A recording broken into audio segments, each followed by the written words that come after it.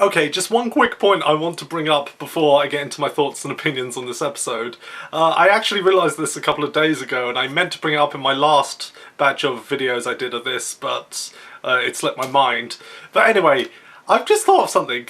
These guys, these players, have been wired into this game for 2 years now. How have they been eating?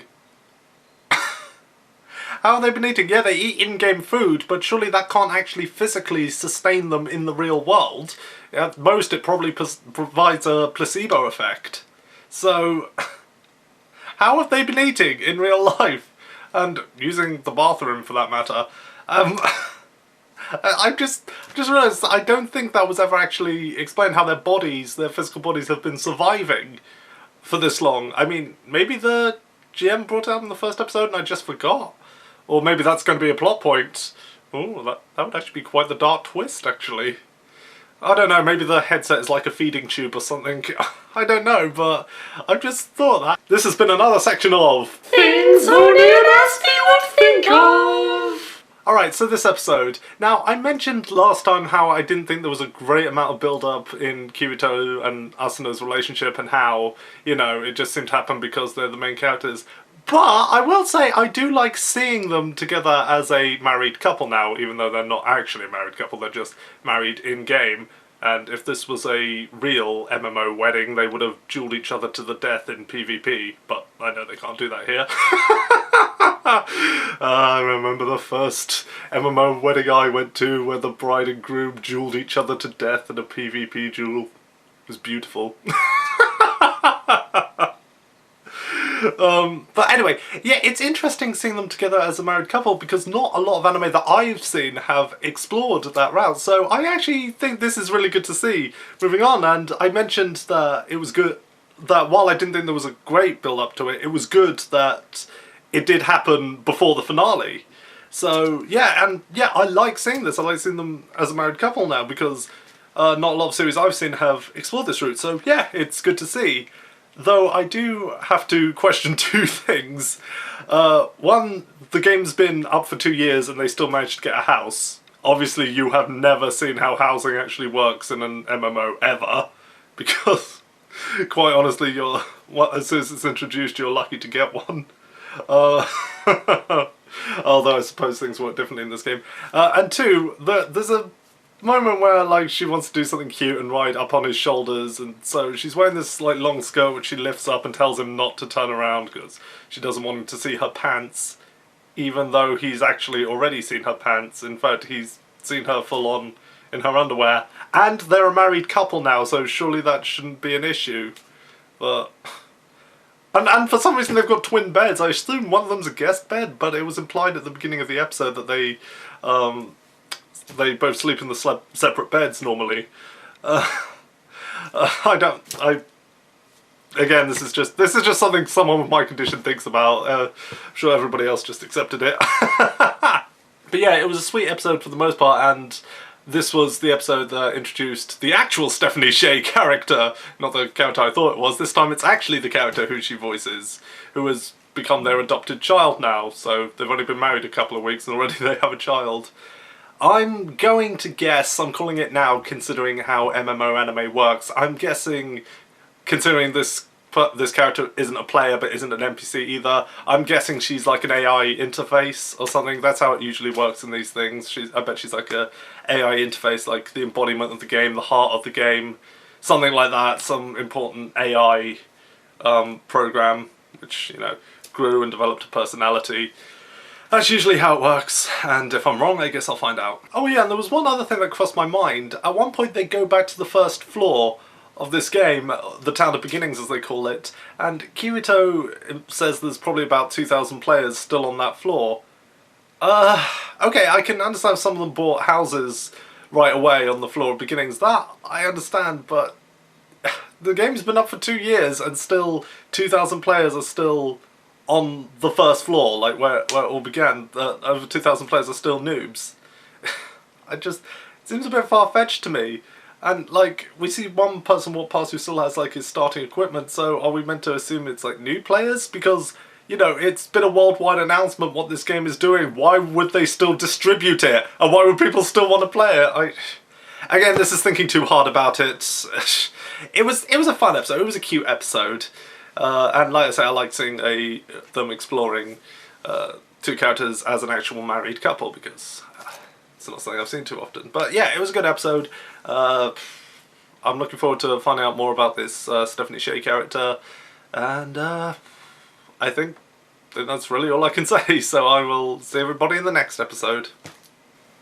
I called it! I freaking called it! Do I know my anime tropes or what? I called it! So yeah, episode 12, it was the big reveal about Yui and what she actually was, and for the most part I was right. She wasn't quite what I thought she would be, but I was right in assuming she was a computer program that gained its own intelligence and gained humanity and things like that. Sadly, you're going to think I'm completely heartless for saying this, but I think this episode could have been done a lot better. Well, no, it's not that it could have been done a lot better, it's that they could have built up to it a little bit more. I think if you had had a couple more episodes with a bit more mystery about Yui and building on her relationship with Kirito and Asuna, I think this would have been a much more emotional scene. But given she was only introduced in the previous episode, it wasn't quite as emotional for me as I think you were going for. And now people are going to tell me I'm a completely heartless monster because I didn't cry over losing a cartoon character who wasn't even an actual person in her own series.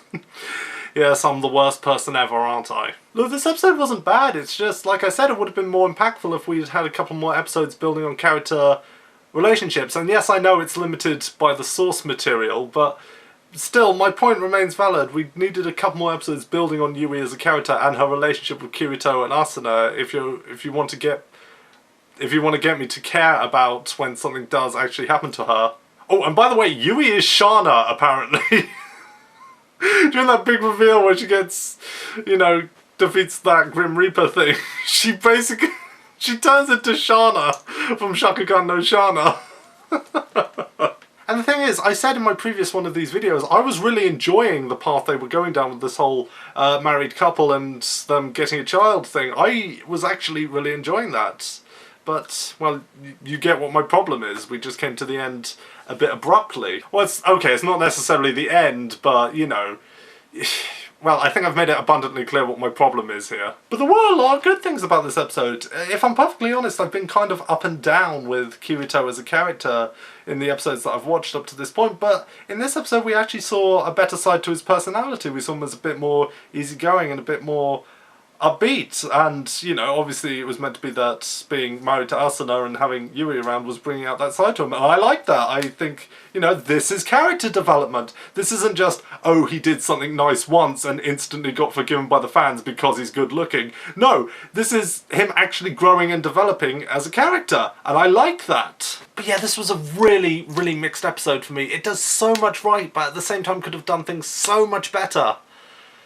It could have been a really, really great and impactful episode that really made me say, yes, this is a great series, yes, but it just...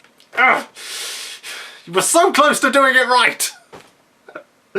Anyway, I've only got 2 episodes left before the series starts getting bad, as people say, but honestly at this point I'm preparing for the absolute worst, and believe me, I've seen how bad anime can get, so...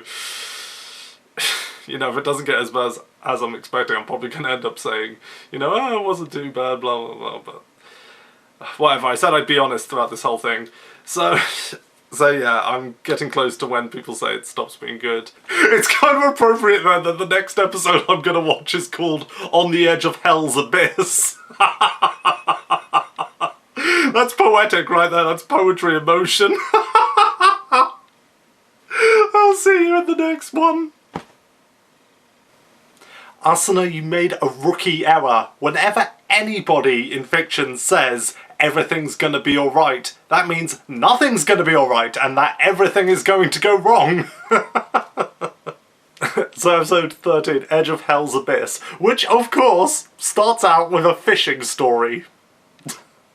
I'm not even kidding about that. It's the first 10 minutes of the episode are a fishing story. This is the penultimate episode of the first arc, the good episodes as people call them, and It's starting off with a fishing story, though I do get the purpose. It's, you know, setting up that a lot of people have kind of just become complacent in this virtual world now. They've just kind of accepted it and don't really know if they can go back to their real lives or not. It's an interesting thing, and I wish if like they'd spent less time with the fishing, they could have explored it a bit more. Oh, and this episode does address my thought I had during, was it the episode 11 recap? I think it was.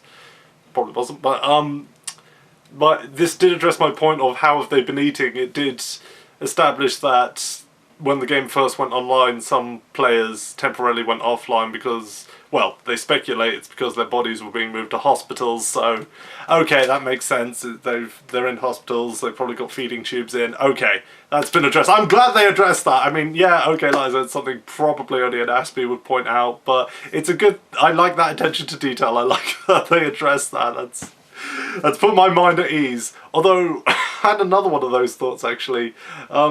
It's been roughly about 2 years since they've been in this world, and the headset things are like copying their physical appearance into their digital bodies. So what, nobody's hair has grown an inch since this game went online, or do they just have barbers in these hospitals as well?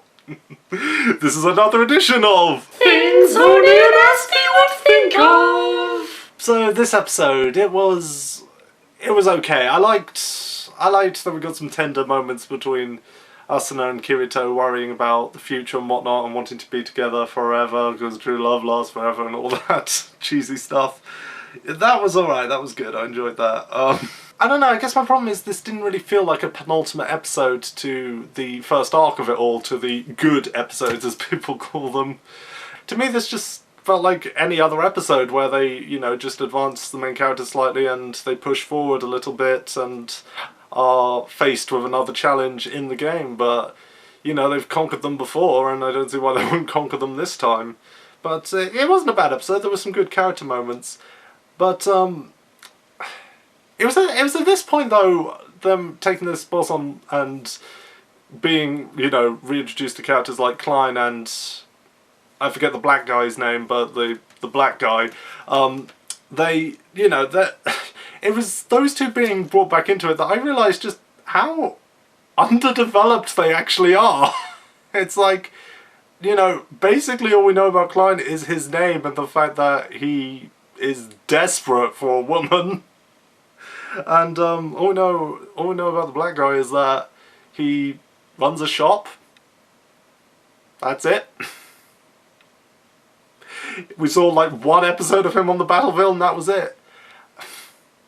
I mean, I like that we've got a good focus on Asuna and Kirito because, you know, they are the main characters and I like that they have been developing them, but I would have liked it a bit more if they developed the side characters just a little bit more. You know, you could have easily taken out episodes with Lolita Girl and Blacksmith Girl. You know, those two weren't there on the battlefield, so what was the point in introducing them? You know? You could have easily used those two episodes to develop Klein and Baldy a bit more. But the episode was alright, and hopefully the next episode will be good, and then after that I'll be getting into the bad episodes.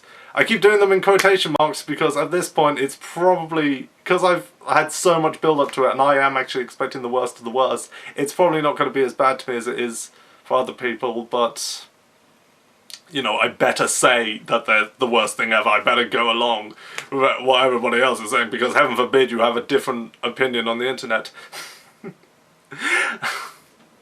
Let me ask people this. Did you think the episodes were bad when you were watching them, or did you start thinking they were bad when people on the internet started saying they were bad? That's what I thought. Anyway, so, yeah, episode 13, it was alright. But why the fishing story, really? But yeah, so the last recap in these videos will be the next one, the last episode in the good arc, and yeah, I'll see you then. It's the end of the world as we know it. Come on, who didn't think of that song when the title of this episode came up, honestly? Okay, episode 14, the final episode in what people call the good episodes. It was a good episode. It was a good finale to this story. I mean, if you had ended the series here, it would have ended on a high and kind of emotional note, but also kind of a sweet note as well. This could very realistically have been where you ended the series. However, there are a couple of flaws with this episode I did notice. Well, I wouldn't say flaws, it's just...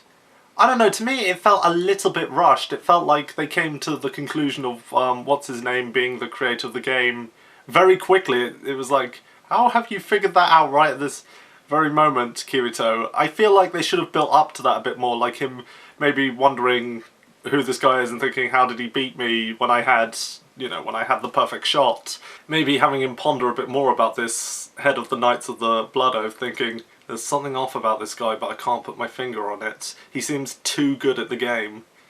That sort of thing. So I would have liked if they built up to that a bit more. So, like, again, you could have easily done without the blacksmith and the lolly episodes and built up on that a bit more. And no, I'm not going to let that go, because you actually could have done this story without those 2 episodes. I feel like this episode should have been done as a 2-parter. I feel like they tried to condense a 2-parter into just 1 episode. I feel like if you had done it as a 2-parter and just spread things out a bit more, spread the emotion out a bit more, maybe made the battle go on a bit longer, I think this could have been done much better. But it wasn't done bad. I will admit that. It wasn't done bad. I just think it could have been done better. And it's because of that that people are going to think I'm the most heartless person ever. And I'll get to that in a minute. One thing I did like, I think this anime is reading my mind, honestly. One thing I did like is when Kirito does wake up in the real world and he takes his helmet off and his hair has indeed grown! Over the past few years his hair has grown! But that still doesn't explain why it didn't grow in-game. So what, does it just copy their faces from when they first logged into the game? It doesn't age them at all. Is that what I'm meant to be assuming? But again, this anime was reading my mind. It's like it factored in what the Aspies are going to be thinking and pointing out. I also liked how when he came out he's like really skinny and really physically weak, which, you know, makes sense. He's basically been in a coma for 2 years. This all makes sense, and it's a nice attention to detail. I appreciate things like that, so I thought that was well done. So maybe I need to stop nitpicking this series and just trust that it knows what it's doing. But now you're gonna think I'm the most heartless person ever. Because I'm sure this episode made a lot of people cry with its emotion and heightened drama, but... oh, I am terrible. Like, during the whole drama of it all, like, when, you know, Asuna's sacrificing her life and they're up in what is basically the in-game heaven and they're there together watching as the world crumbles apart, and they're, you know, saying their real names and how much they love each other and how they want to be together forever. Because I was thinking about how this would have been so much better and so much more emotional if it had been a 2-parter. I got this image in my head. I'm gonna have to give this some context. You may recall the episode of Ed, Edd n Eddy where Eddie crashes Rolf's tractor into his garage and he says to Ed, "Cool crash, huh, Ed?" And Ed just goes, "I've seen better, Eddie." And then gives him this whole rundown of how he could have done the crash better. I got Ed's voice in my head saying, "I've seen better, KHF. Note, Kirito is still intact. You could have done a lot more with the drill, and you hardly wrecked Asuna's heart. And the game device should be rammed through your heart, like so." Or something along those lines. What was meant to be in a really emotional moment, I was laughing because I was thinking of Ed giving a rundown of how much better it could be. I'm a horrible person. Oh, heaven forbid I didn't feel sorry for cartoon characters. I'm sorry, but when you've gone through a real tragedy in your life, it's a bit harder to get emotional about things as trivial as animation. I mean, yeah, you can relate to certain aspects a bit more, but... well, you get what I'm saying. But yeah, despite my stupid abstract thought, this was a good episode, it was a good finale. One major criticism I have, though, is when they're talking to the creator of the game at the end, and Kirito asks, "Why did you do this in the first place?" And he said, you know, it's been so long, I've completely forgotten. That to me felt like a cop-out. I don't like when they do that in fiction. I mean, he was so hell-bent on making this thing happen, he would remember. I mean, you could have... I mean, it would have been cliche, but you could have just easily said, you know, he was somebody, you know, a natural genius with a god complex who felt he was so superior to everybody else in the world, he wanted to create his own world where he basically reigned over it as the god of that world. It's a tired cliche, but it would have been one I appreciated much more than just, you know, it's been so long I've completely forgotten. And this attempt to build sympathy with him. But so ends what people call the good episodes of it. And a lot of people are going to tell me to stop here. They're going to be writing in the comment section now, no, please stop, spare yourself, please stop. Trust me, as bad as it is, I assure you I have seen worse. And I'm honestly having my doubts about how bad these episodes will be, but people are going to say that's famous last words, and to that I say, well, I do have independent thoughts, so... Anyway, I know that's a shock to some people. I know it's a concept some people find, especially on the internet, that's a concept people find extraordinarily shocking. As was made evident with me saying I like the Fate Unlimited Blade Works movie. Some people found that hard to process. And behold, I can think for myself. Anyway, I'm going to start arguments here if I continue down this path. The point is, I am continuing on. I am going to finish this series. I am going to watch it in its entirety. So, I am going to watch what you guys call the bad episodes. So, I'll see you then. Thank you for watching these recaps, and I shall see you in the next ones.